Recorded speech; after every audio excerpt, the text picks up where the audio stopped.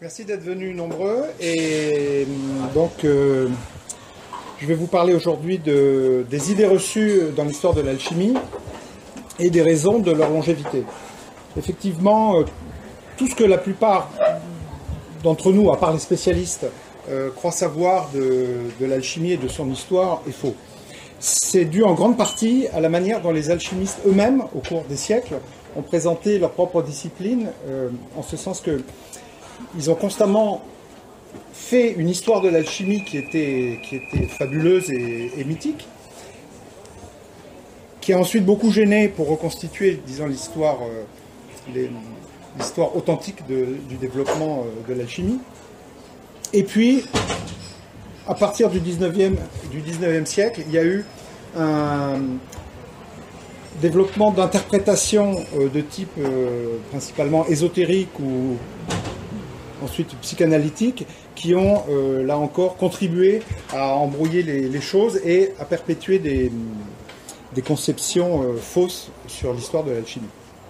Alors le problème principal, c'est que dans la perspective des ésotéristes de l'époque moderne et dans la perspective des alchimistes eux-mêmes, le fait même de dire que l'alchimie a une histoire ne va pas de soi.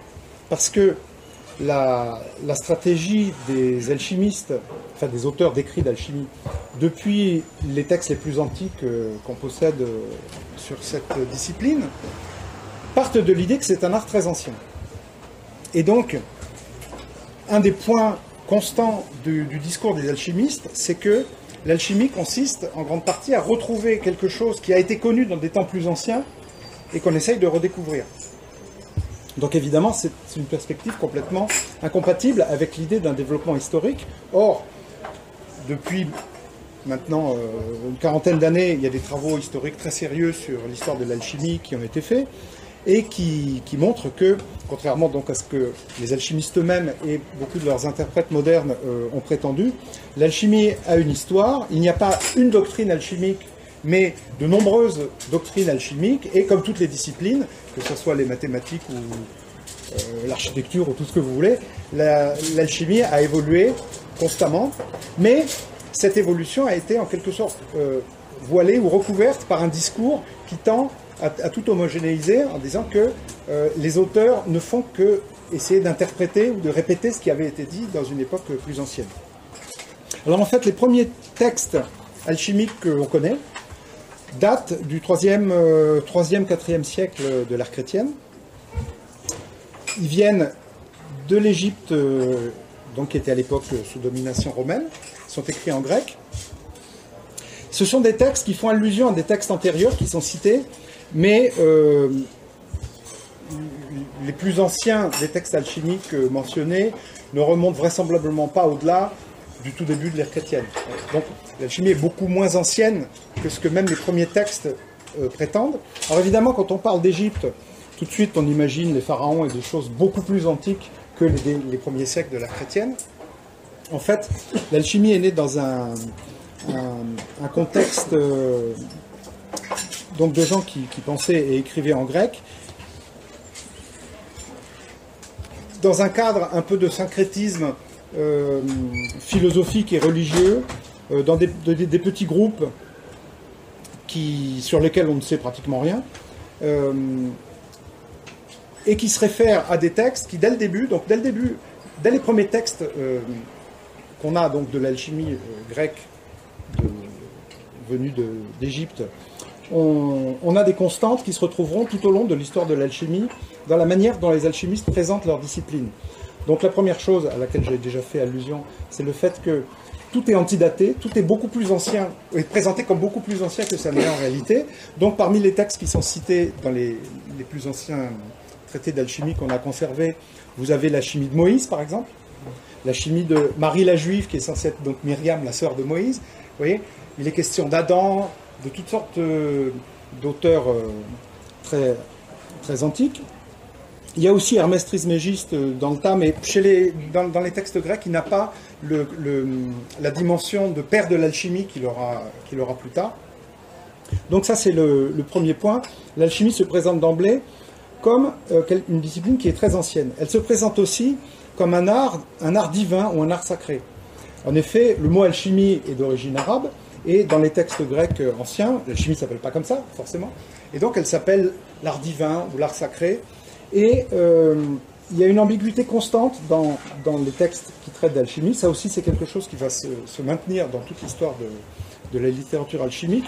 C'est que souvent, on ne comprend pas très bien si les processus de transformation de la matière et des métaux en particulier qui sont décrits visent à effectuer de véritables transmutations, c'est-à-dire à changer la substance, par exemple, d'un métal vil pour le transformer en or ou en argent, ou bien à fabriquer des imitations, ou encore s'il s'agit simplement de transformation, disons, chimique au sens moderne du terme.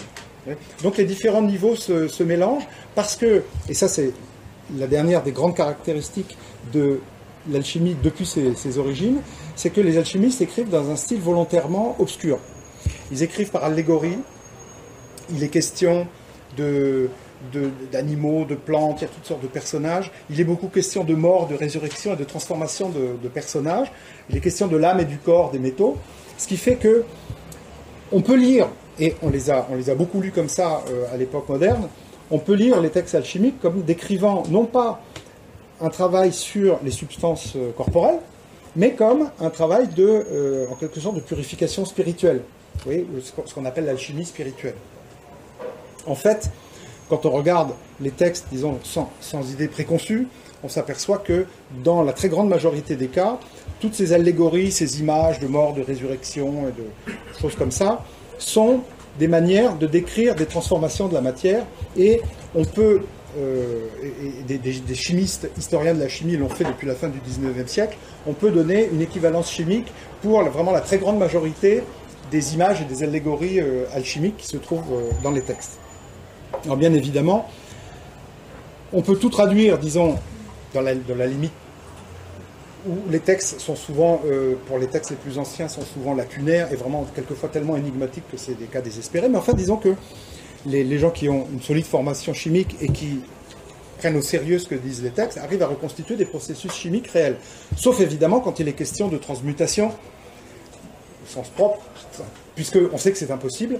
Et donc, ça c'est vraiment la chose où là on n'a pas d'équivalence chimique, puisque c'est quelque chose qui n'est pas réalisable.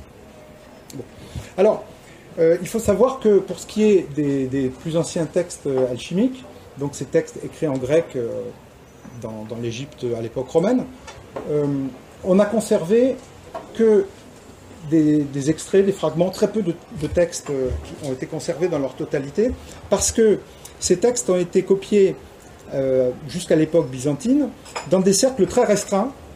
Vous voyez, c'était quelque chose qui était pratiqué en secret par des gens dont on ne sait rien, et la preuve en est que dans la littérature antique et dans la littérature grecque byzantine, il est pratiquement jamais question des alchimistes. Si vous voulez, dans la culture commune, on ne connaît pas ces gens-là. Et donc, ce sont des textes qui ont été recopiés de manière, disons, un peu initiatique, si vous voulez.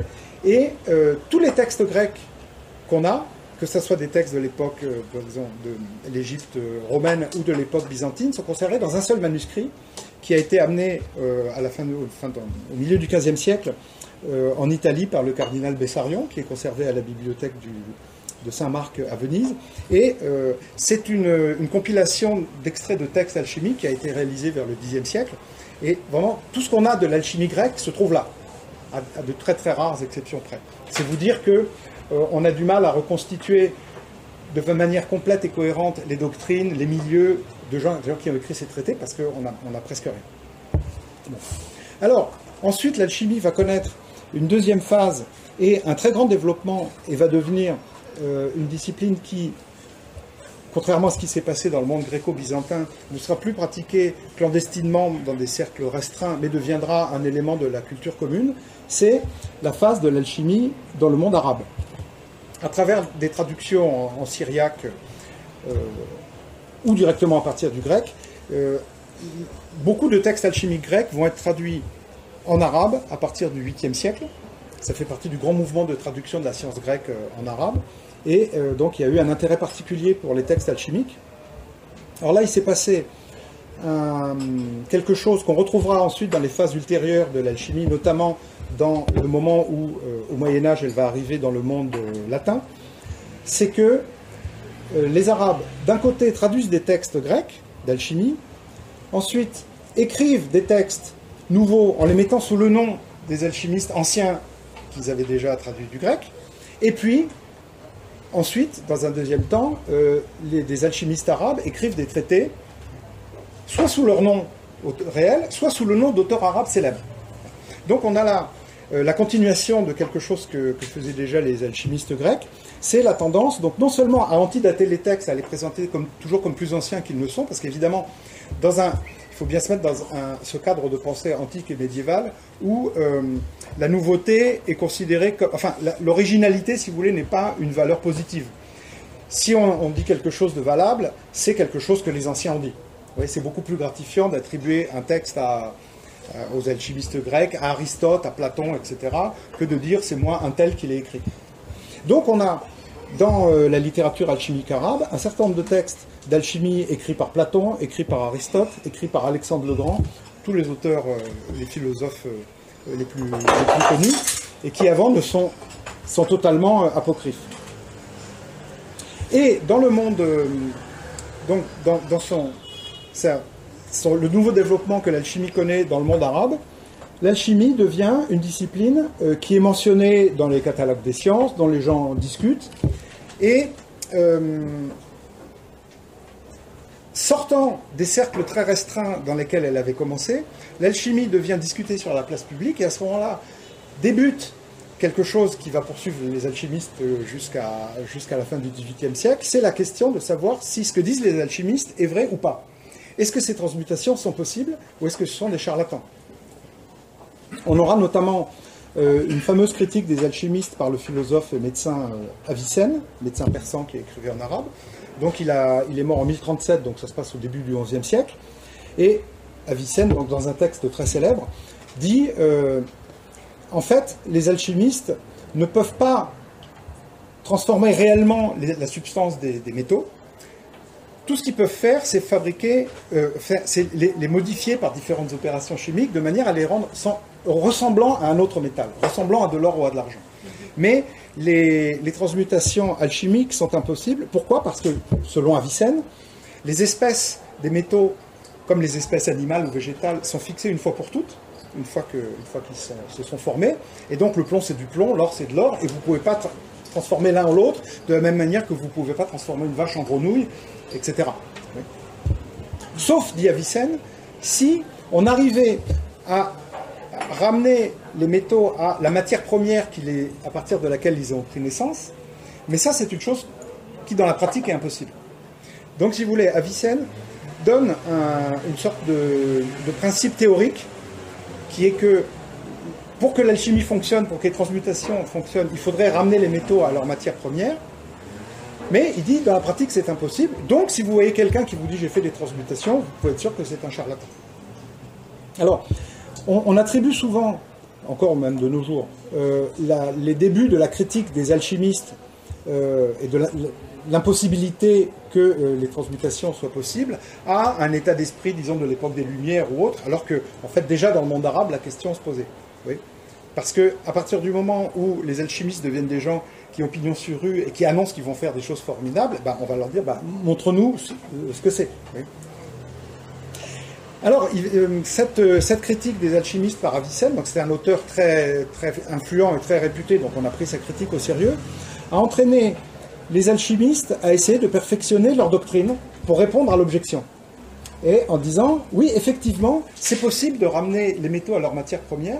Et en fait, si vous voulez, l'idée, c'est que les alchimistes vont considérer que les différents métaux, tels qu'on les connaît, ne sont pas des substances différentes, mais c'est en fait la même espèce, le métal, à des états différents de développement.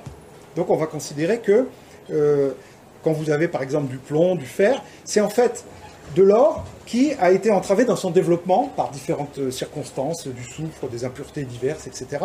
Et donc, si on arrivait, entre guillemets, à guérir ce métal de ses imperfections, on l'amènera naturellement à son aboutissement, qui est l'or.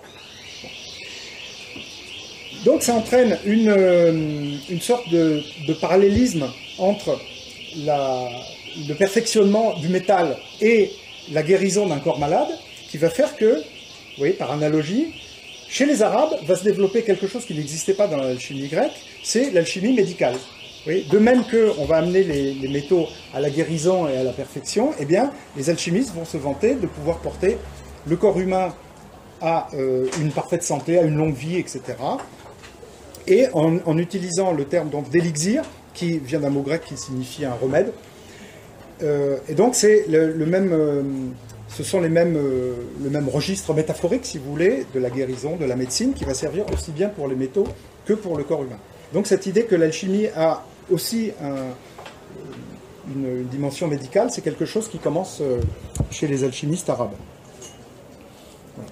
Alors ensuite, troisième phase, la traduction du corpus de l'alchimie en langue arabe, en latin, dans le cadre du grand mouvement de traduction au XIIe siècle, principalement dans l'Espagne reconquise progressivement par les chrétiens, et aussi un peu en Sicile directement à partir du grec ou de l'arabe. Donc de même qu'il y avait eu au 8e siècle un grand mouvement de traduction de la science grecque en arabe, il va y avoir un grand mouvement de traduction de la science arabe en latin. Mais l'objectif de la plupart des traducteurs latins qui ont traduit donc des textes de médecine, d'astronomie, d'astrologie, de magie, de mathématiques, etc., et aussi d'alchimie, leur objectif principal, ça n'était pas d'acquérir la science arabe, c'était de retrouver à travers l'intermédiaire arabe la science grecque. C'était ça qui les intéressait, parce que pour eux aussi, l'Antiquité était une valeur. Bon. Alors la particularité des textes alchimiques par rapport à toutes les autres sciences que les traducteurs latins donc, ont prise de la littérature arabe, c'est que l'alchimie était inconnue jusque-là dans le monde latin.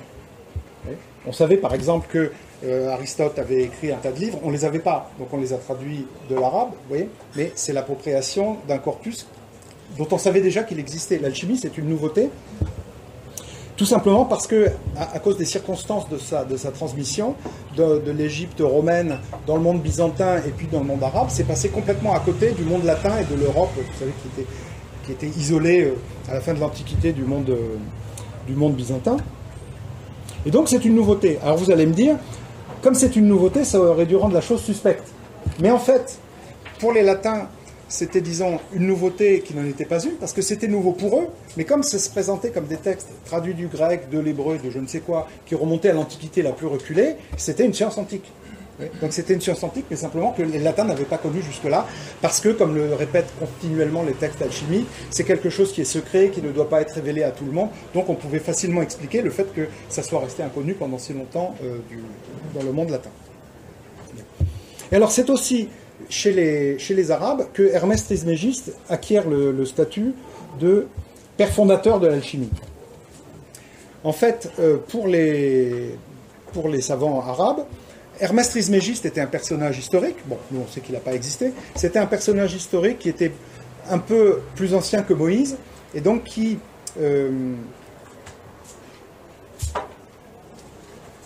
avait, disons, redécouvert toutes les sciences après le déluge, à partir une sorte de table gravée en hiéroglyphes qu'un Hermès précédent, sachant que le déluge allait arriver, avait gravé. Et donc vous voyez, Hermès Trismégiste, c'est celui qui a redécouvert toutes les sciences et en a fait bénéficier l'humanité. Bon. Donc ça donne une antiquité, au-delà même du monde grec, une antiquité, disons, égyptienne, puisque Hermès Trismégiste était l'ancêtre, si vous voulez, des rois d'Égypte, dans cette vision de l'histoire qui à l'époque était prise comme une vérité historique, mais qui pour nous évidemment est mythique. Donc ça a ancré l'alchimie dans une espèce d'antiquité parabiblique, si vous voulez, puisqu'il est question du déluge, etc. Et donc ça a contribué aussi à accréditer la chose dans le monde chrétien, puisqu'on pouvait raccrocher ça à une histoire qu'on connaissait par ailleurs. Bon, alors il s'est produit dans le monde latin la même chose qui s'était déjà produite chez les Arabes, c'est-à-dire que les Latins ont d'abord traduit des textes de l'arabe, ensuite ont écrit des textes nouveaux sous le nom de savants arabes ou de savants grecs, etc. Donc ils ont rajouté aussi des couches de textes alchimiques d'Aristote et de toutes sortes d'autres auteurs. Et puis ils ont écrit eux aussi des textes originaux, assez rarement en les écrivant sous leur propre nom, mais le plus souvent en les attribuant à des auteurs très connus. Ce qui permettait de montrer que l'alchimie avait été pratiquée par tous les grands philosophes. Et en particulier, les alchimistes latins, suivis aussi ensuite par les traductions des textes latins d'alchimie en langue vernaculaire. Donc là aussi, on a des textes en langue, dans les différentes langues européennes, à partir de la fin du Moyen-Âge, qui sont de simples traductions, et puis d'autres qui sont des textes nouveaux. Donc on a ce processus continuel, en quelque sorte, de mise à jour de l'histoire de l'alchimie par attribution de textes alchimiques à tous les gens connus. Et en particulier, dans le Moyen-Âge européen, on va s'ingénier, enfin les alchimistes vont s'ingénier à attribuer des textes alchimiques à des auteurs qui ont critiqué l'alchimie. C'est ainsi que l'un des alchimistes médiévaux les plus connus de tout le monde, qui est Raymond Lull, à qui on a attribué des dizaines ou des centaines de textes alchimiques. Bon, c'était un moine qui a écrit beaucoup de textes, etc. Mais le vrai Raymond Lull a toujours dit du mal de l'alchimie. Il a dit l'alchimie c'est un art de charlatan, ça n'a aucun intérêt, il ne faut pas s'y intéresser, etc. Bon. Évidemment, si quelqu'un de célèbre a critiqué l'alchimie, eh bien, que font les alchimistes? Ils lui ont attribué des tas de traités d'alchimie. On a fait la même chose pour Thomas d'Aquin, pour Albert le Grand, pour tous les savants un peu connus, on leur a mis sur le dos des textes d'alchimie. Alors ça permettait de résoudre le problème des auteurs qui ont critiqué l'alchimie en disant, voilà, Thomas d'Aquin, ou Raymond Lull, ou Albert le Grand, ou qui vous voulez, a critiqué l'alchimie, mais c'était dans sa jeunesse. Puis ensuite, il s'est aperçu que l'alchimie, en fait, contrairement à ce qu'il avait cru, était une vraie science authentique, et puis il a eu la révélation, et à ce moment-là, il a écrit son testament. C'est pour ça qu'on a un des principaux traités alchimiques médiévaux, c'est le testament de Raymond Lull. Vous voyez, en quelque sorte, qui renie, qui abjure ses critiques antérieures, en disant, ça y est, maintenant j'ai compris, c'est mon dernier mot, et voilà. Donc le fait que les textes alchimiques, évidemment inventés de toutes pièces, de ces auteurs qui avaient critiqué l'alchimie, étaient leur testament, ça leur donnait un poids. Oui, et puis ça résolvait, au moins en apparence, la contradiction en disant ben oui, mais ces auteurs ont critiqué l'alchimie. On a fait la même chose avec Avicenne, qui, comme je vous l'avais dit, avait critiqué les alchimistes, et on lui a attribué des traités d'alchimie aussi. Donc, mais toutes ces choses-là ont posé des problèmes pour les historiens de l'alchimie jusqu'à des époques relativement récentes, où on ne savait pas si. Par exemple, dans le cas d'Avicenne, on se disait, il a dû changer d'opinion, puisqu'on a des textes d'Avicenne qui sont favorables à l'alchimie, d'autres qui sont défavorables. Donc vous voyez une sorte de manipulation constante de leur propre histoire par les alchimistes, qui fait que c'est devenu une espèce de fatras entre toutes ces attributions fausses, ces textes antidatés, etc., qui font que ça a rendu les choses très difficiles à démêler. Alors, je vais en donner un exemple. Le texte le plus célèbre de l'alchimie médiévale, qui est la table d'émeraude d'Hermès Trismégiste, bon, évidemment, n'est pas d'Hermès Trismégiste, puisqu'Hermès Trismégiste est un personnage imaginaire, n'est pas un texte antique, il n'y a pas d'original grec, ou encore moins égyptien, ni rien. C'est en fait un texte arabe qui date du IXe siècle, et qui a été écrit sous le nom d'Hermès Trismégiste, par un auteur arabe qui se faisait lui-même passer pour le mage grec Apollonius de Tyane, qui aurait découvert cette table dans une crypte dans les mains de la momie d'Hermès, etc. Bon, il y a tout un enrobage narratif, disons, qui pour nous relève évidemment immédiatement, dès qu'on voit ça, on se dit c'est un roman, c'est une invention, mais qui a été pris au sérieux par beaucoup de gens. Et il y a de nos jours encore des gens, même des historiens, qui se disent, mais peut-être qu'en fait il y a un original antique de cette table d'émeraude, on ne sait pas très bien. En fait, on sait très bien que c'est un texte arabe. Et en plus, ce qui est intéressant, c'est qu'au départ, ça n'était même pas un texte d'alchimie, il s'agissait de magie talismanique. Simplement, dans les traductions latines, le mot qui désignait en arabe les talismans, tilasme, n'a pas été compris, et donc les commentateurs médiévaux de la table d'émeraude ont dit ce terme qu'ils avaient translittéré par télesmoum, ils disaient ça doit désigner le secret de l'alchimie. Donc c'est comme ça qu'un texte qui au départ n'était pas alchimique est devenu alchimique, mais il a eu cette espèce de grande notoriété parce que c'était censé être, vous voyez là aussi, une sorte de testament d'Hermès Trismégiste trouvé dans la main de sa momie par Apollonius de Tyane, donc ça lui a donné tout un prestige, très grand prestige, puisque encore dans la deuxième moitié du XVIIe siècle, le grand savant anglais Isaac Newton a fait un commentaire de la table d'émeraude. Donc vous voyez, il n'y a pas que des gogos qui s'intéressaient à ces choses-là. Alors bien sûr, dans le monde latin, comme précédemment dans le monde arabe, on a une double tendance en ce qui concerne les finalités de l'alchimie. Une tendance d'alchimie métallique, donc qui promettait des transmutations, donc qui suscitait l'intérêt des princes, parce que les princes qui avaient comme de nos jours, beaucoup de problèmes budgétaires, financiers, se disaient si jamais c'était vrai, ça arrangerait bien nos affaires. Et donc, ils ont commencé à recruter des alchimistes pour... Alors évidemment, le problème, c'est qu'au bout d'un moment, on disait, bon, je te finance tous ces produits coûteux et tes laboratoires, etc., mais il faut que tu me donnes quelque chose. Et donc évidemment, comme les alchimistes ne pouvaient faire que des transmutations de faussaires, ça finissait parfois assez mal. Il y a même un texte alchimique médiéval assez connu qui donne un conseil à l'alchimiste. Il dit, si le prince te demande de faire une transmutation et que tu n'es pas prêt, enfuis-toi dans la nuit, ça vaut mieux. Bon. Donc la plupart des textes alchimiques médiévaux portent sur l'alchimie métallique, une petite partie porte sur l'alchimie médicale, notamment ceux de Roger Bacon, et vers la fin du Moyen-Âge, on va commencer à avoir un développement plus grand de l'alchimie médicale, en particulier avec le développement de la notion de quintessence, qui est censée être une manière de réussir à concentrer dans les corps du monde, de ce bas monde, la substance astrale, donc le cinquième élément, incorruptible, différent des 4 éléments du monde ordinaire, et qui est censé contenir une espèce de force vitale qui peut donner longue vie, guérir toutes les maladies, etc., etc. Donc on a toute une littérature sur des remèdes alchimiques contre la peste, contre les maladies incurables, et pour atteindre le maximum, non pas l'immortalité, mais une longue vie, c'est-à-dire le maximum de la durée de vie qu'un homme pourrait avoir s'il vivait dans une condition parfaite, qui est environ de 120 ans. C'est ce que disent les auteurs médiévaux. Donc vous voyez, c'est l'élixir de longue vie, ça vient de là en fait.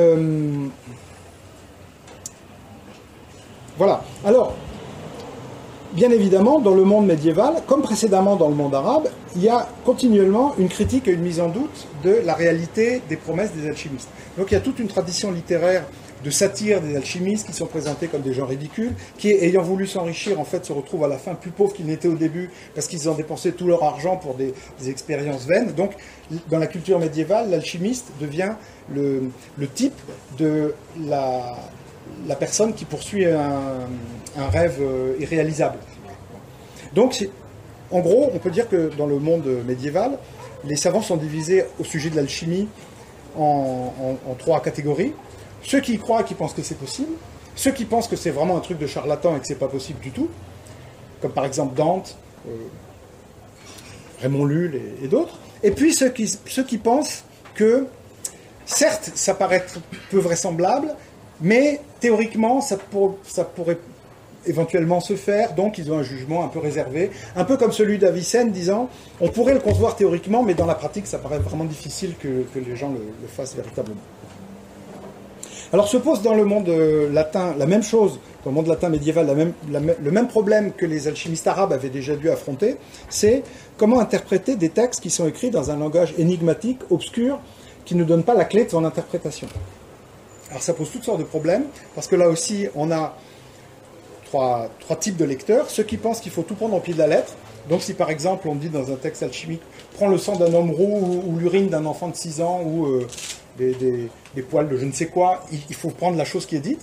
D'autres qui disent mais non, pas du tout, tout ça ce sont des noms de code pour désigner des substances minérales. Et puis ceux qui disent, et quelquefois c'est dit comme ça dans les textes alchimiques, par exemple dans le traité de l'âme, texte alchimique faussement attribué à Avicenne, Avicenne est censé, pseudo-Avicenne alchimique, il est censé dire à son disciple, quelquefois j'ai dit la vérité, mais le plus souvent je l'ai caché. Et donc l'art de l'interprétation, ça va consister à essayer de deviner ou de savoir quand est-ce que le texte dit vrai et quand est-ce qu'il ne faut pas prendre les choses au pied de la lettre. Alors évidemment, ça rend la chose tout à fait labyrinthique. C'est un peu comme une sorte de version au carré du paradoxe du Crétois, vous savez, celui qui dit je dis que je mens.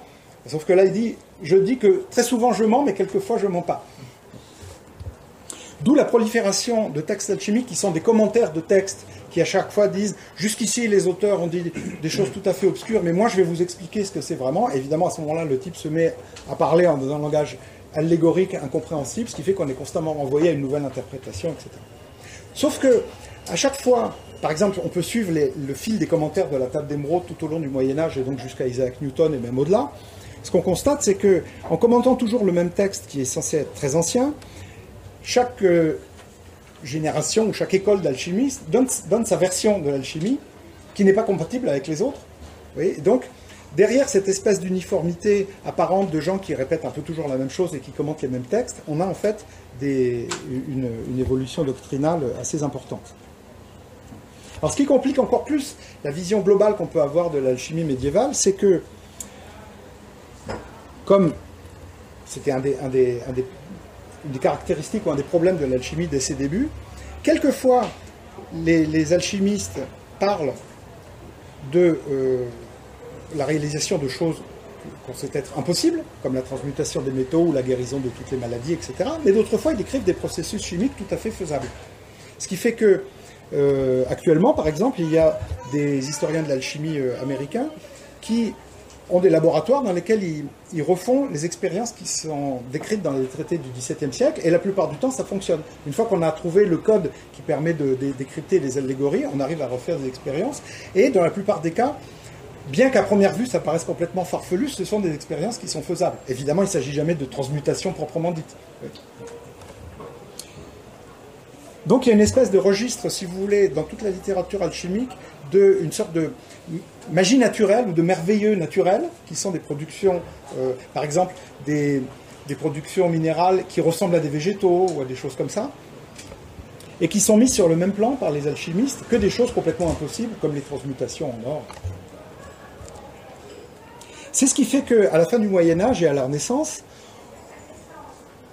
les alchimistes sont considérés de manière assez ambiguë, le plus souvent comme des gens qui sont probablement des charlatans ou des illuminés, mais aussi comme des gens qui, ça c'est un lieu commun à la Renaissance par exemple, les alchimistes sont des gens qui, tout en ayant cherché quelque chose qu'ils ne pouvaient pas trouver, ont fait un tas de découvertes utiles parce qu'ils ont fait toutes sortes d'expériences. Donc on leur attribuait par exemple la découverte du verre, en fait le verre était antérieur, mais de toutes sortes de colorants, de produits divers, etc. En particulier les alcools, l'eau de vie, tout ce qui provenait des distillations et autres. Donc vous voyez, le panorama des opinions sur l'alchimie était assez nuancé parce que il n'y avait pas une espèce de crédulité universelle que seule l'époque moderne aurait fait tomber. Il y avait beaucoup de gens qui critiquaient les alchimistes et considéraient que c'était vraiment impossible. Et des gens qui pensaient que, en fait, l'alchimie avait quand même une utilité puisque ça permettait quand même de faire des découvertes utiles. Voilà. Mais tout ça est arrangé sous la même étiquette très ambiguë et globale d'alchimie. Ce qui fait qu'on est aussi bien fondé aujourd'hui à voir les textes alchimiques comme étant des textes, disons, d'une science pré-chimique, et en même temps des textes avec une dimension un peu imaginaire. Alors ce qui a compliqué les choses, c'est qu'à partir de la fin du Moyen-Âge se développe toute une imagerie alchimique, symbolique, alors vous savez, avec des hermaphrodites, des animaux en tout genre, des couleurs, etc. Et surtout avec des analogies entre la pierre philosophale et le Christ. Puisque, en fait, la pierre philosophale est censée permettre de ressusciter les métaux après les avoir tués pour leur donner une forme plus parfaite. Et donc, évidemment, pour des auteurs imbus de culture chrétienne, on pensait à la mort et à la résurrection du Christ, par exemple. Donc vous avez des images où le Christ est symbolisé comme Jésus sortant de son tombeau. Alors ça a incité certains lecteurs modernes de textes alchimiques, en particulier dans la veine psychanalytique, à considérer que ces textes décrivaient en fait des sortes d'états d'extase mystique ou de choses comme ça. En fait, quand on regarde les textes, vraiment à de très rares exceptions près, tout ce discours mystico-religieux est une sorte d'habillage allégorique d'opération sur la matière. Oui. C'est vraiment très très rare qu'au Moyen-Âge, on ait des auteurs qui utilisent l'alchimie pour autre chose que vraiment des opérations chimiques. Alors, en fait, ça montre plutôt les idées reçues sur le Moyen-Âge que des auteurs du 19e ou du 20e siècle pouvaient avoir, qui pensaient que des gens comme ça n'allaient pas faire de vraies expériences chimiques dans des laboratoires, mais devaient forcément avoir des vies mystiques ou spirituelles, alors que la plupart du temps, c'est vraiment quelque chose de très prosaïque, et ça n'a rien de religieux. Si ce n'est que, étant donné que les textes alchimiques étaient très difficiles à lire, à comprendre, à interpréter, et qu'il y avait toutes sortes il y avait un grand désaccord en fait chez les alchimistes eux-mêmes sur la façon dont il fallait interpréter les textes reçus par la tradition et les traductions. Les textes alchimiques font souvent allusion au fait que pour réussir le grand œuvre, il faut avoir un don divin. C'est-à-dire qu'il faut une inspiration divine, il faut une aide divine pour arriver à faire la chose. Vous voyez, c'est pas la même chose que de dire que l'alchimie a une essence religieuse ou spirituelle. Simplement que c'est quelque chose qui est tellement compliqué à faire que si on n'a pas une sorte de grâce qui permet de le faire, on n'y arrivera pas. Alors, une idée reçue qui a la vie très très dure en ce qui concerne l'alchimie médiévale, c'est celle qui considère que l'alchimie était interdite au Moyen-Âge par l'Église, par les papes, etc., ou que c'était un art qui était rattaché plus ou moins à la sorcellerie ou à quelque chose comme ça. En fait, c'est en très grande partie faux. Et en très petite partie vrai. Alors, c'est en très grande partie faux, pourquoi? Parce que, en fait, l'Église n'a jamais interdit l'alchimie, en ce sens que, si des gens veulent faire des... Oui, je me mets à la place d'un pape du Moyen-Âge. Si des gens veulent faire des expériences sur les métaux et y perdre toute leur fortune, etc., grand bien leur fasse. En revanche, s'ils falsifient la monnaie, alors là, c'est un crime, mais c'est un crime à l'époque comme c'est un crime encore de nos jours, si vous voulez. Donc, la fameuse bulle pontificale de je ne sais plus quel pape du XIVe siècle, qui dit que l'alchimie est condamnable, il précise, elle est condamnable parce que, comme il y a de fortes chances que l'alchimie soit impossible, si les gens disent qu'ils ont fait de l'or, ils ont fait une activité de faussaire, et en cela, ils sont condamnables. Oui. C'est pas la même chose que de dire que l'alchimie est interdite pour des raisons dogmatiques chrétiennes, ou parce que ça serait une atteinte à la religion ou autre chose. L'alchimie n'a rien à voir avec la religion. Voilà. Alors, en revanche, il y a eu des interdictions récurrentes de pratiquer l'alchimie dans des ordres mendiants, à partir du XIVe siècle. Mais là aussi, pas pour des raisons théologiques, mais simplement parce que ce sont des gens qui ont fait vœu de pauvreté, donc ils ne vont pas aller faire des expériences pour s'enrichir. Donc c'est pour ça qu'on interdit. Pas parce que c'est quelque chose qui aurait été interdit, secret, clandestin, etc. Ça, c'est une reconstruction, disons, romantique ou romanesque qu'on a fait ensuite, parce qu'on ne sait plus à imaginer que, parallèlement au développement de la science officielle, etc., il y avait une autre science interdite, remontant aux âges les plus anciens, etc. Tout ça, c'est des fariboles. Bon. Alors, quant au lien prétendu entre la sorcellerie et l'alchimie, en fait, les textes alchimiques sont souvent, quasiment tous, très explicites. Ils se proposent de faire des opérations réelles, alors, qui pour nous sont imaginaires, mais qui pour les auteurs qui ont écrit ces traités étaient faisables. C'était très difficile, etc. Mais on croyait savoir que des anciens très estimables, des grands philosophes, des grands sages, l'avaient fait. Donc s'ils l'avaient fait, ça devait être possible de le refaire. Et ces auteurs, donc de textes alchimiques, mettent un point d'honneur, pour ainsi dire, à se démarquer de toute opération de type magique, démoniaque, etc. Ils voulaient vraiment se faire... D'ailleurs, ils s'appellent eux-mêmes les philosophes, c'est-à-dire les philosophes naturels qui maîtrisent les processus de la nature. Donc ils n'avaient aucun intérêt à se présenter comme des gens qui sont des sorciers ou qui ont des affaires louches, parce que ça serait admettre que ce qui se propose est impossible par des moyens naturels. Or, justement, toute la base de leur doctrine, c'est que c'était faisable. Bon. En revanche, chez certains auteurs, en particulier des inquisiteurs de la fin du Moyen-Âge ou de la Renaissance, qui partaient du principe que l'alchimie était impossible, eux ont conclu que, puisque l'alchimie est impossible par des moyens naturels, contrairement à ce que prétendaient les alchimistes, mais qu'on constate, par exemple, que les alchimistes arrivent à produire de l'or, alors ils l'ont fait forcément en recourant à des voies interdites, donc démoniaques, avec l'aide de démons, puisque c'est des choses qui vont contre le cours de la nature. Vous voyez, mais c'est seulement dans ce cadre-là, qui est très très restreint, qu'il y a eu un lien qui a été fait par certains entre l'alchimie et la sorcellerie, mais jamais par les alchimistes eux-mêmes. Pour eux, c'était vraiment des choses qui étaient tout à fait faisables. Alors, pour répondre à la critique constante qui était faite contre les alchimistes tout au long du Moyen-Âge, comme quoi ils promettaient des choses impossibles, c'était des charlatans, des farfelus. D'ailleurs, on avait dénoncé un certain nombre de faussaires qui avaient été pris la main dans le sac en falsifiant de la monnaie, des métaux, etc. Les alchimistes ont inventé un artifice rhétorique assez efficace, consistant à dire, et en fait, il y a deux alchimies. Vous avez tout à fait raison de dire qu'il y a des alchimistes qui sont des charlatans et des faussaires. En fait, la plupart le sont. Ce sont les mauvais alchimistes. Vous voyez, qu'on appelait les sophistes, par opposition aux philosophes, qui étaient les vrais alchimistes, qu'on appelle aussi en langue vulgaire les souffleurs, enfin, vous voyez, les gens qui sont de faux alchimistes.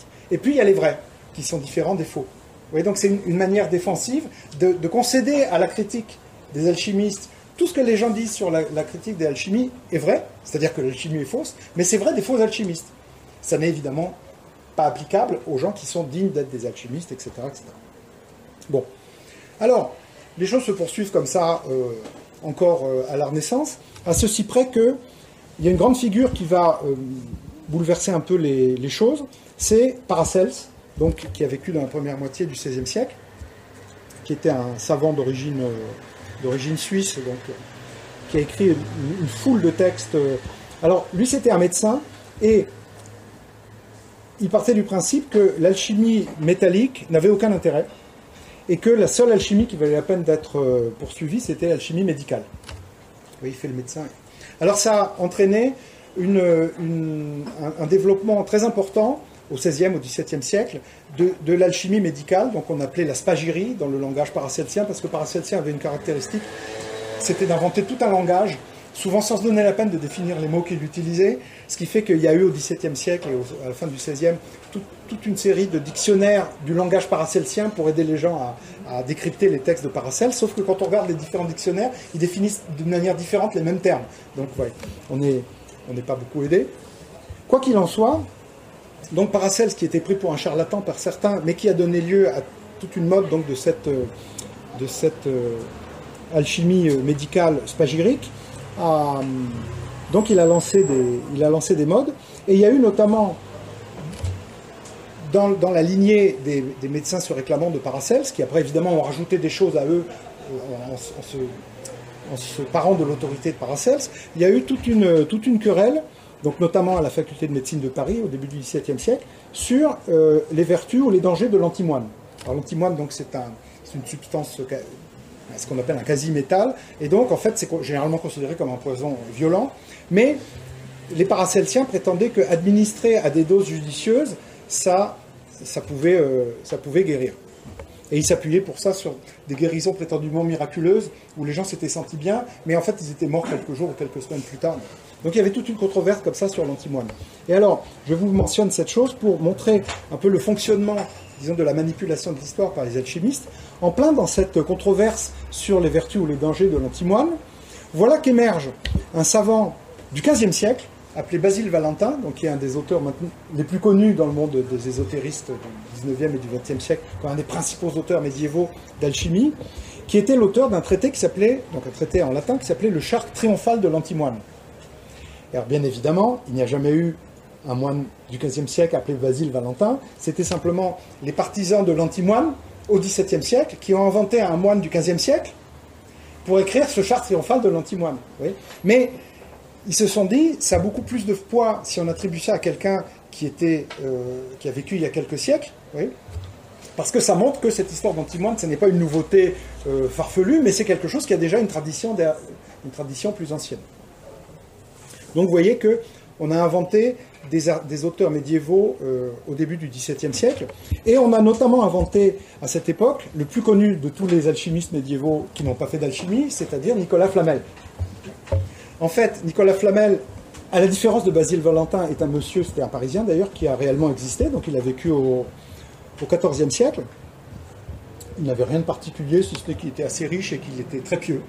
Et il s'est trouvé que il avait fait, donc il habitait, vous savez, il y a une rue Nicolas Flamel vers les Halles, par là, donc il habitait à côté du cimetière des Innocents, qui n'existe plus maintenant. Oui, il y a la fameuse maison de Nicolas Flamel. Enfin, en fait, c'était une espèce de maison qu'il avait financée pour des pèlerins, etc., ou des malades, je ne sais plus exactement. C'est pas là qu'il habitait. Enfin, donc, ce Nicolas Flamel avait fait peindre à ses frais une série de fresques sur les arcades, donc aujourd'hui détruites, du cimetière des Innocents, représentant le massacre des Innocents, puisque c'était le cimetière des Innocents. Et avec, dans des petits coins, le portrait de lui et de sa femme Pernelle, donc également célèbre dans les annales de l'alchimie. Bon, il n'y a absolument pas d'alchimie du tout là-dedans. Si ce n'est que, au bout d'un certain temps, des gens, voyant ces fresques, ayant de l'alchimie en tête, se sont dit, voyons, le massacre et la résurrection des innocents, ils se sont dit, en fait, ce sont des fresques alchimiques présentées comme des fresques banalement religieuses. Et c'est à partir de ce moment-là qu'on s'est mis à faire de Flamel un alchimiste, oui, parce que c'est en quelque sorte une espèce d'application introspective de l'alchimie, dans la mesure où beaucoup d'imagerie alchimique, à partir de la fin du Moyen-Âge, avaient des thèmes et des tonalités religieuses, oui, et qu'il était souvent question de mort, de résurrection de différents personnages. Par extension, quelqu'un qui était alchimiste a une sorte de lecture paranoïaque, si vous voulez, des textes ou des images. Dès qu'on voit de la mort et de la résurrection, on va dire « Ah voilà, c'est un texte alchimique ». Et les alchimistes, au XVIe, au XVIIe siècle, ont eu en particulier tendance à interpréter à peu près tout ce qui était un peu allégorique en termes alchimiques. Donc il y a eu des interprétations alchimiques des métamorphoses d'Ovide. Évidemment, ça s'y prêtait puisqu'il est question de personnages qui se métamorphosent. Donc, transmutation, etc. Il y a eu des interprétations relativement peu nombreuses de la Bible, comme un vaste texte alchimique, et des interprétations de la mythologie antique, en particulier des poésies de Virgile, comme étant des allégories alchimiques. Si vous voulez, dès qu'il y avait, alors par exemple le mythe de la Gorgone, vous savez, qui pétrifie par le regard, donc on s'est dit c'est la pierre philosophale. Dans Virgile, il y a l'histoire du rameau d'or aux enfers, etc. Donc le rameau d'or, bon, vous voyez là, toutes sortes de choses qui paraissaient se prêter à des interprétations alchimiques. Donc il en a été de même pour ce pauvre Nicolas Flamel qui s'est retrouvé à son corps défendant le plus grand alchimiste médiéval. Et on a inventé un roman très amusant à lire d'ailleurs, qui est le commentaire que Nicolas Flamel lui-même aurait fait de ces figures hiéroglyphiques. Parce qu'évidemment, les fresques du cimetière des Innocents, étant devenues des fresques alchimiques, étaient devenues des hiéroglyphes, c'est-à-dire des symboles qu'il fallait lire en termes alchimiques.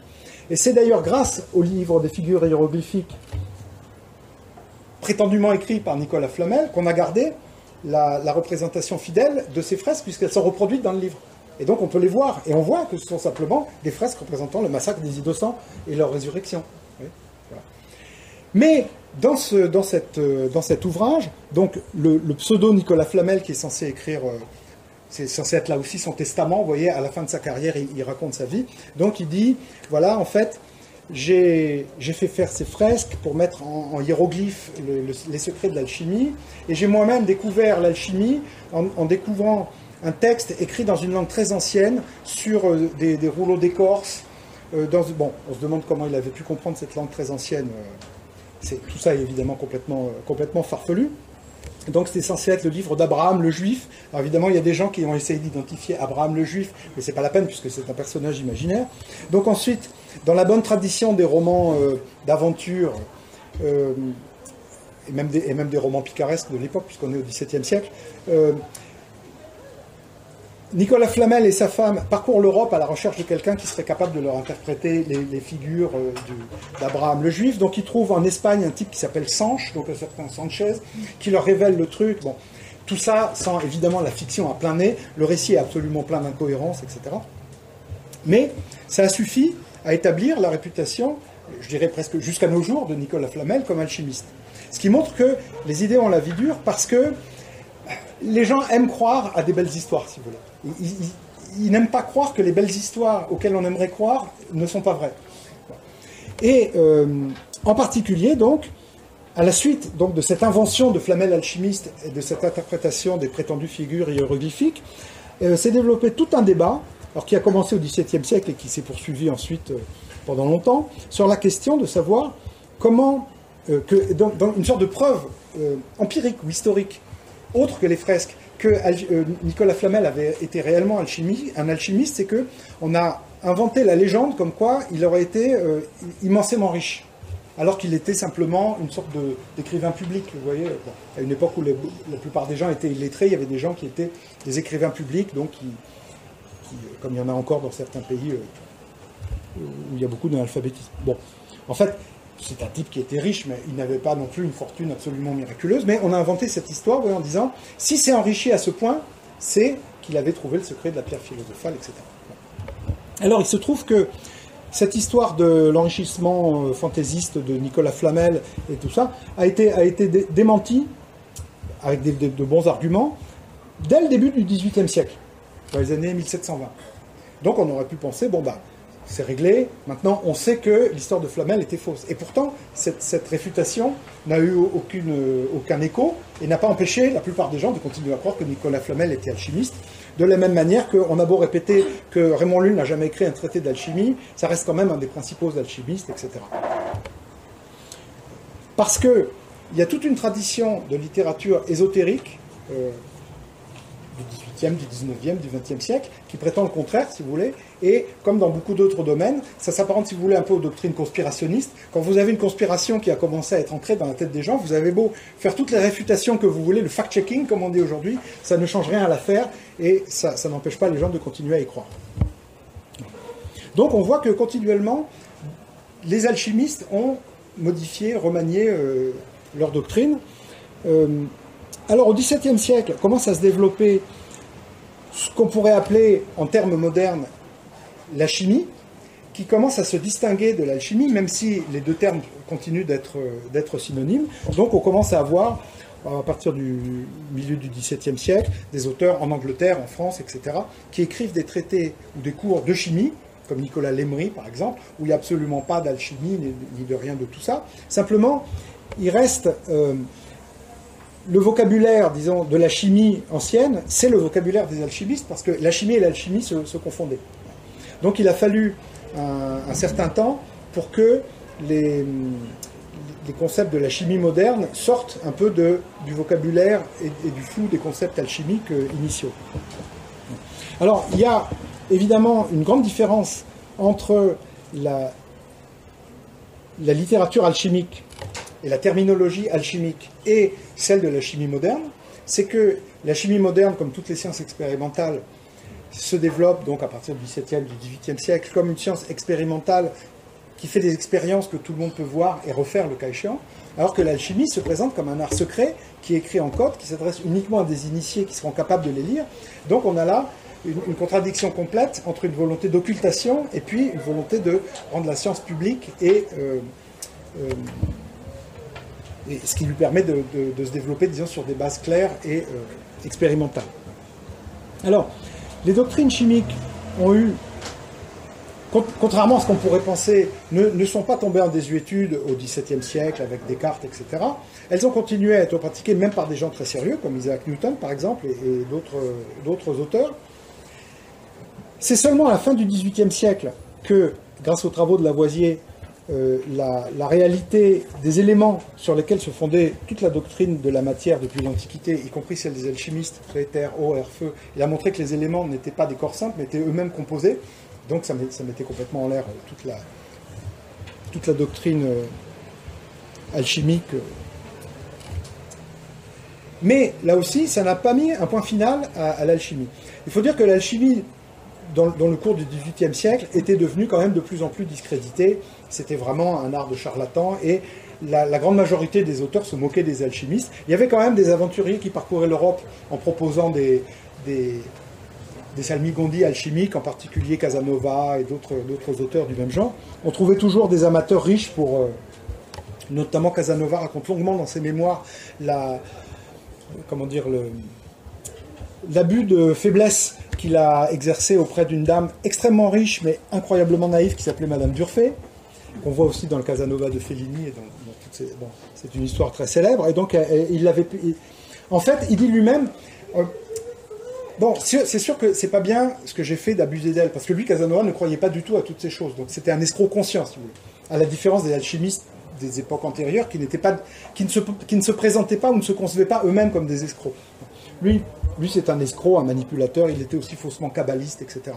Et en fait, il explique que, évidemment, c'est pas bien ce qu'il a fait d'abuser de la crédulité de cette dame, mais il dit, si c'est pas moi qui l'avais fait, ça aurait été quelqu'un d'autre, parce qu'elle voulait y croire. Donc, il suffisait de la faire parler et de lui dire, oui, ce que vous dites est vrai, mais ça va coûter tant, etc. Donc, c'était toute une histoire farfelue, mais qui montre bien que, donc là, on est dans la deuxième moitié du XVIIIe siècle, l'alchimie était vraiment devenue un art d'illuminé à cette époque-là. Alors on aurait pu penser que, comme différentes autres choses, l'alchimie, à partir du moment où elle est devenue discréditée dans le monde scientifique, à la fin du XIXe siècle, serait morte de sa belle mort. Mais non, elle a continué, et même, dans un sens, on pourrait dire qu'elle a continué encore plus que par le passé, parce que c'est à ce moment-là qu'elle s'est transformée en une doctrine essentiellement spirituelle. Oui, on pourrait dire en quelque sorte que plus l'alchimie perdait du terrain à l'époque moderne par rapport à la science et devenait... Donc ça devenait vraiment ridicule, par exemple au XIXe siècle, d'être un alchimiste qui soutenait que c'était vrai matériellement. On disait mais non, c'est pas possible du tout. Alors à ce moment-là, on a sauvé en quelque sorte l'alchimie en disant ah oui mais en fait ça ne concerne pas vraiment des manipulations matérielles, c'est une imagerie matérielle, etc., qui concerne en fait des transmutations spirituelles. C'est-à-dire que en faisant des opérations sur la matière, l'alchimiste se transforme lui-même. Et la transmutation, c'est une transmutation intérieure. Il devient parfait, etc. C'est quelque chose que on ne trouve que dans de très rares textes, en fait, à partir du XVIe siècle. Et c'est surtout, vraiment, on peut vraiment dire que c'est une manière de sauver l'alchimie en la sortant, en quelque sorte, de la vérification empirique. Vous voyez, à partir du moment où vous dites « Ah oui, mais il ne faut pas prendre la chose au sérieux, littéralement, parce qu'il faut tout interpréter sur le plan spirituel bah, », tout est vrai dans ce cas-là. C'est un peu comme quand les gens qui étaient des tenants de l'interprétation littérale de la Genèse, etc. Bon, maintenant, ils reviennent en force en Amérique et ailleurs, mais vous voyez, au bout d'un moment, les gens se sont dit, oui, mais en fait, il ne faut pas prendre ce qui est raconté, les 6 jours de la création, c'est pas vraiment des jours, c'est pas à prendre au pied de la lettre, c'est une expression populaire pour désigner des choses qui ne sont pas d'ordre matériel. Voilà. Donc, il s'est passé un peu la même chose. Et donc, ces interprétations ésotériques de l'alchimie, donc qui se développent en force au XVIIIe et surtout au XIXe et au XXe siècle, elles ont 2 caractéristiques. Donc, la première, c'est en quelque sorte de ne pas prendre au sérieux ce que disaient les alchimistes eux-mêmes en disant, oui, mais en fait, ça ne parle pas de ce dont les alchimistes disent qu'ils parlent, ça parle de spiritualité, etc. Et, en revanche, ils prennent pour argent comptant tout ce que disent les alchimistes. C'est-à-dire, les textes sont antiques, l'alchimie n'a jamais varié, il s'est toujours agi de redécouvrir une science très ancienne, et donc, on a vu fleurir des interprétations égyptiennes, etc., de l'alchimie, qui sont évidemment complètement fantaisistes. Et les ésotéristes de l'époque moderne ont pu faire cette espèce de lecture, disons, en prenant au pied de la lettre toutes les fables des alchimistes, parce qu'ils se fondaient sur l'idée que l'alchimie n'est pas quelque chose qui est de l'ordre de l'histoire. Comme les différentes sciences dites traditionnelles, elle n'a pas d'histoire en fait, elle est éternellement semblable à elle-même, et c'est quelque chose de très ancien et qui n'a jamais varié. Donc, à partir du moment où ça n'a jamais varié, oui, même si les gens du XIXe siècle ne pensaient pas sérieusement qu'il y avait un monsieur qui s'appelait Hermès Trismégiste, le fait d'attribuer des textes à une antiquité immémoriale, etc., ça n'était pas choquant. Et donc, le développement d'une approche vraiment historique, au sens de la science historique de l'alchimie, a eu du mal à se faire jour, parce qu'il y avait toute cette espèce de forte résistance de l'interprétation spirituelle et, disons, traditionnelle, entre guillemets, des textes, qui faisait que ça tendait à embrouiller complètement les époques, etc. On avait encore dans les années 60 ou 70 des livres sur, par exemple, la vie quotidienne des alchimistes au Moyen-Âge, et quand vous regardez les textes qui sont cités, ça n'est que des textes du XVIIe siècle, parce que l'auteur partait du principe que, bon, évidemment, il ne savait pas lire le latin, ni les manuscrits, tout ça, mais on pouvait utiliser des textes du XVIIe pour parler de l'alchimie médiévale, puisque c'était la même chose. Vous voyez, puisque la doctrine est toujours la même. De la même manière que pour l'astrologie, par exemple, il y a beaucoup de gens qui pensent que l'astrologie, c'est quelque chose de très ancien, qui n'a jamais varié, etc., alors qu'elle aussi a une histoire, etc. Alors, au XXe siècle, s'est ajouté à cette tendance d'interprétation spirituelle ésotérique une tendance psychanalytique, avec principalement, c'est pas le seul, mais c'est l'artisan principal, le fameux alchimiste dissident, anciennement ami et disciple de Freud, puis dissident, Carl Gustav Jung, avec sa théorie des archétypes, etc. Alors lui s'est beaucoup intéressé à l'alchimie, et à sa manière, il a fait beaucoup de mal à l'histoire de l'alchimie, parce que il a cherché, en fait, des espèces de constantes de la psychologie des profondeurs, comme il l'appelait, qui se retrouvaient aussi bien dans l'alchimie que dans toutes les traditions symboliques et mystiques. Donc, il a mis en parallèle des images alchimiques en les sortant complètement de leur contexte historique, parce qu'évidemment, travailler sur le contexte historique des images ou des textes alchimiques médiévaux ou autres, ça veut dire faire un travail historique. Mais lui partait du principe, comme les ésotéristes, que l'alchimie n'est pas quelque chose d'historique, puisque c'est une espèce d'expression intemporelle, de sorte de forme et de force inconsciente, que l'alchimiste, en fait, oui, il écrit ces espèces de rêves ou des espèces de visions que Jung interprète comme les visions de rêves que les patients racontent sur le divan du psychanalyste. Donc il n'y a pas du tout l'idée qu'il y a différents contextes historiques qui peuvent donner une signification particulière à des textes ou à des images qu'il faut savoir interpréter, il faut avoir la clé pour les lire. Donc il met en parallèle des images alchimiques avec des blasons, avec des images de type religieux, avec des machins de l'Égypte ancienne, avec des choses chinoises, et toutes sortes des trucs aztèques, etc. Et évidemment, il n'a pas de mal à retrouver des symboles qui sont constants, parce que dans toutes les civilisations, vous avez la lune, le soleil, un œuf, des serpents, des oiseaux, enfin tout ce que vous voulez. Quand on cherche les analogies, on les trouve, si vous voulez. De la même manière qu'au XVIIe siècle, des gens qui voulaient interpréter la cathédrale de Notre-Dame, les métamorphoses d'Ovide ou les fresques de Nicolas Flamel, pouvaient les interpréter alchimiquement, parce que vous retrouvez des symboles. Oui, il suffit d'avoir un discours allégorique, et puis fatalement, vous retrouverez quelque chose qui ressemble. Bon. Alors, donc, Jung a eu cette interprétation, donc il a eu beaucoup de disciples, y compris toute une veine d'anthropologie psychologique qui a été très à la mode dans les années 50, 60, etc., qui maintenant est tombée en grande partie en désuétude.